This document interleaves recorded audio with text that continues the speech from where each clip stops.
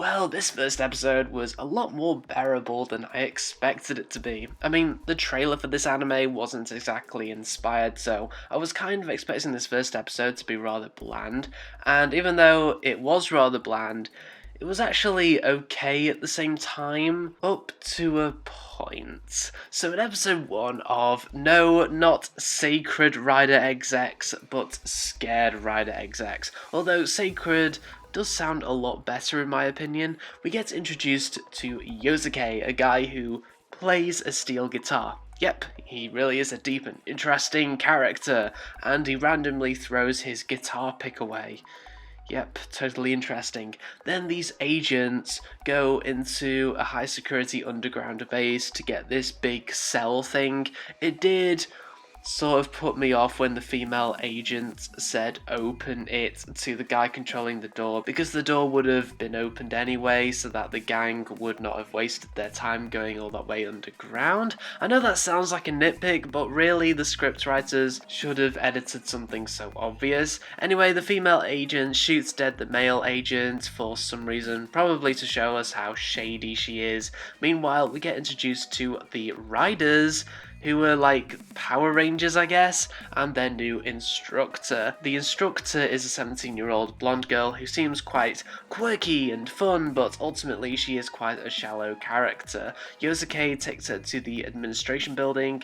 Could they not come up with a better name where the other riders are? And the other riders are shallow as well. Although the rider who is short with the hoodie and with no shirt seems to have potential as an interesting character. I mean, who wears a hoodie without a shirt? Now that's quirky. Then a plane lands in an airport, aliens randomly attack the plane, the riders appear and kick some ass, and then Yosuke goes inside that plane to see if there are any survivors. Now, this episode sets up that Yosuke cannot transform into a rider, even though he has a monster buddy to transform with, but Yosuke transformed with ease when he finds the female inside the big cell on board the plane. What the hell? All it took was Yosuke to find a random female who he has no connection with, no emotional connection with whatsoever, for him to overcome his transformation problem? Are you kidding me?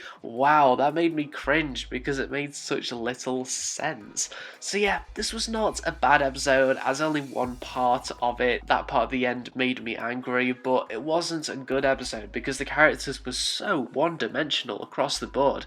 I think there was quite a lot of potential here for this anime to be quite deep. It does deal with the idea of some people being able to transform and some not being able to transform, and they could have built on that by creating complex stories behind the characters to explain why they can or cannot transform, beginning with the main character in this episode. That would have been a more serious take for an anime about essentially Power Rangers, but at least that take would have given this anime a lot more substance. I don't know, I could be wrong and we might get deeper backgrounds into the characters in later episodes, but I doubt it. This seems to be a recurring issue with video game anime which I have seen. They have all this stuff on screen without much substantive execution, and it's really off-putting.